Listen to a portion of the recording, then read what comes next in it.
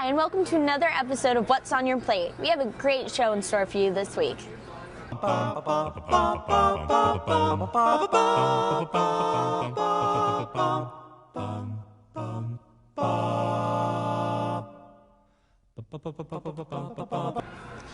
First, we'll check in with Rider students to see how they like their chicken.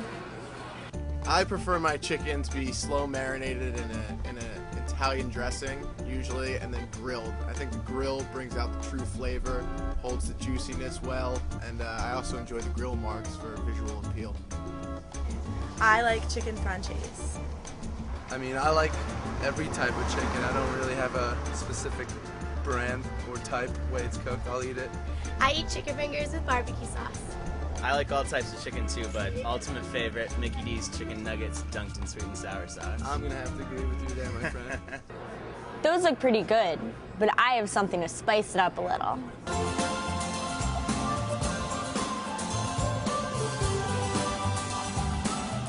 Hi, welcome to Chow Time with Caroline. This week we'll be making salsa chicken. It's really easy. The ingredients are chicken, pepper, salt, garlic powder, flour, and salsa. The first step is to add the salt, pepper, and garlic powder into the flour. Like the rest of the recipes that we've done here on Chow Time with Caroline, you can do it to however you want it to taste. I like garlic. The recipe calls for a dash of pepper. I'm going to put in 2 dashes because I'm a rebel. Next, add a little bit more salt than you did the pepper. Next, take the chicken. Use tongs just for safety reasons, especially in school. Add it to the flour mix. You can put a couple at a time depending on your bowl size. Once each of the pieces are rolled in the flour, you can put it on the pan.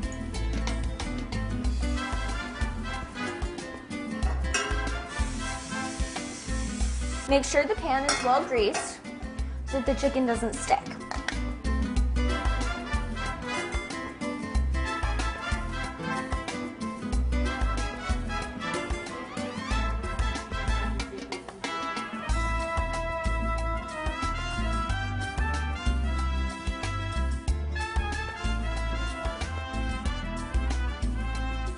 Once the chicken has started browning, you can start adding salsa.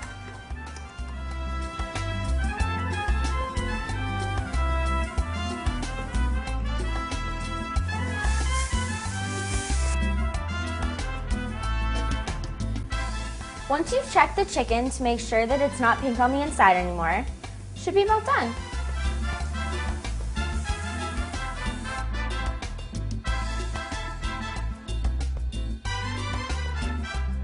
Once it's cooled off a little, it's ready to try.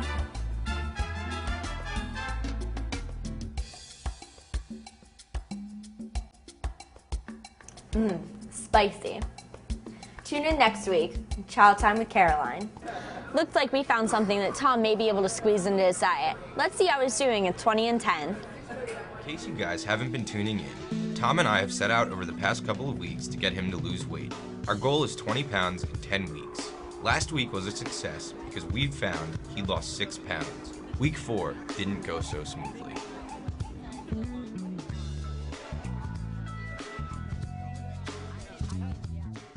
This week, for me and Tom, did not go so well, unfortunately.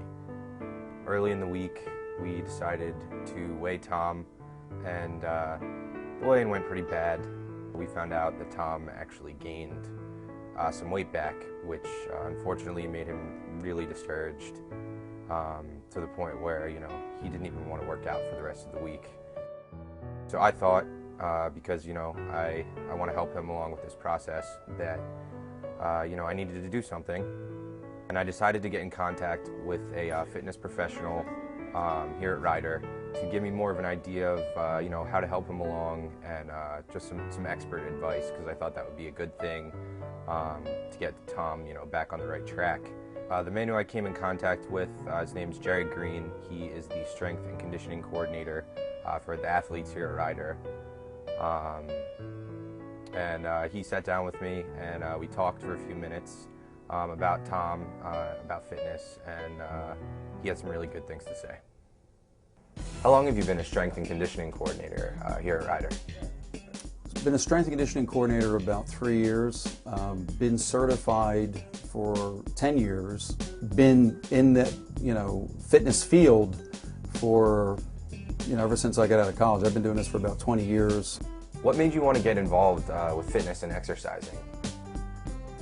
I think I've always been involved in athletics myself, and I was very interested in the exercise physiology end of my training. I just thought it was interesting how the body works, and merging those two different areas with the exercise and with the sports and with the coaching end of it. So it's interesting how it all kind of formulated. What are some of the benefits that you see to exercising, just for the average person or a guy like Tom? Now, for the college student, it's a great stress reliever exercise. The other thing is, you're going to be able to lose. When you're at college, there's a tendency to gain weight. There is a stress, and when we want some kind of pleasure, so we want to eat, that type of thing. So we have unhealthy lifestyle. So it's also going to help, your body weight, which is also going to help you to feel better. I heard of an interesting debate with the healthcare debate, in that the majority of problems that people develop, and he went through the whole list of them, diabetes and cancers and everything, are from obesity. Oh, yeah.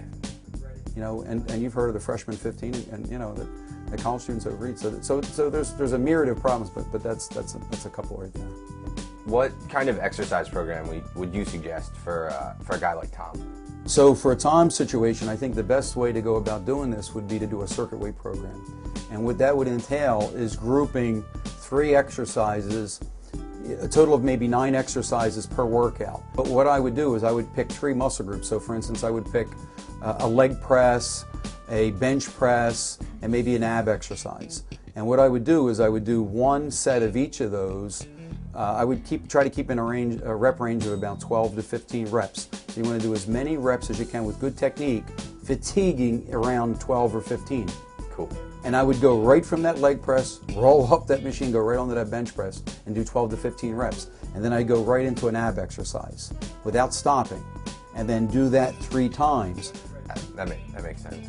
And the idea would be to do, if you're training 3 days a week, which is what I would recommend for Tom, I would hit each body part twice a week. Okay, so you just have to, those are the different motions in the muscle groups, and just spread it out over a 3-day period, ideally a day in between.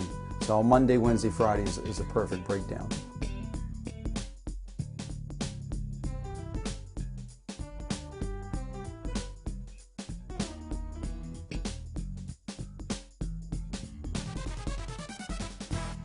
Now, if Tom finishes early and he has another 15 minutes, jump on a piece of cardio and just finish it off. Okay, great. Thank you so much for everything, and we'll let you know how it goes. As you can see, Mr. Green is a really knowledgeable guy. He had a lot of good things to tell me, so hopefully I can get in contact with Tom at the beginning of next week to implement some of the things, some of the advice that he gave me. So tune in next week, and it's unfortunate, but we'll see what happens. Feel the burn, Tom. Now we'll see what local restaurant Jessica Nicole visited this week.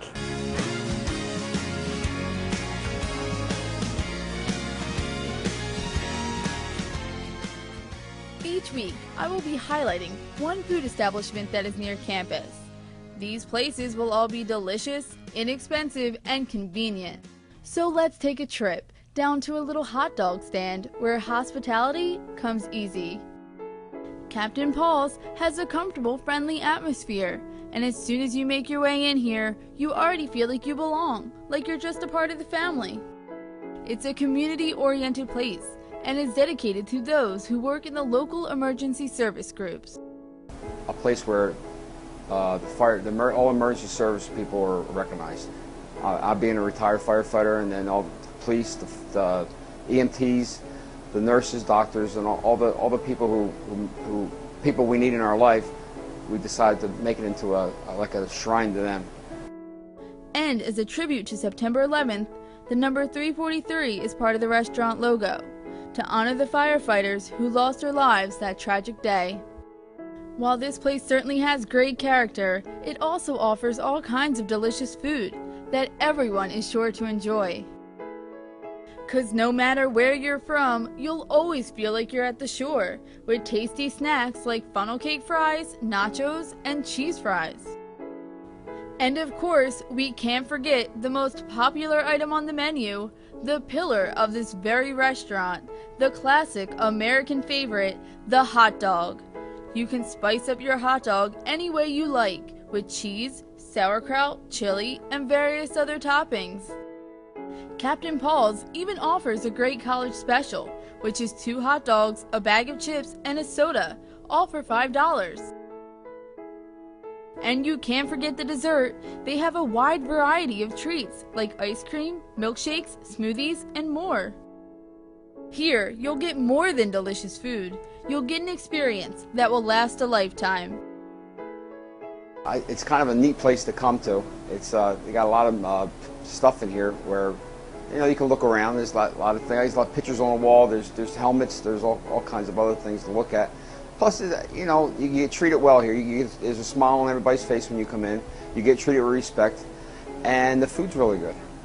So go stop by Captain Paul's Firehouse Dogs and try it for yourself.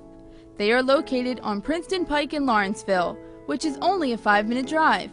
Or you can order in advance by calling 609-323-7253. And this has been Restaurant of the Week. I'll have to check that place out. Tune in next week for What's on Your Plate. Happy eating!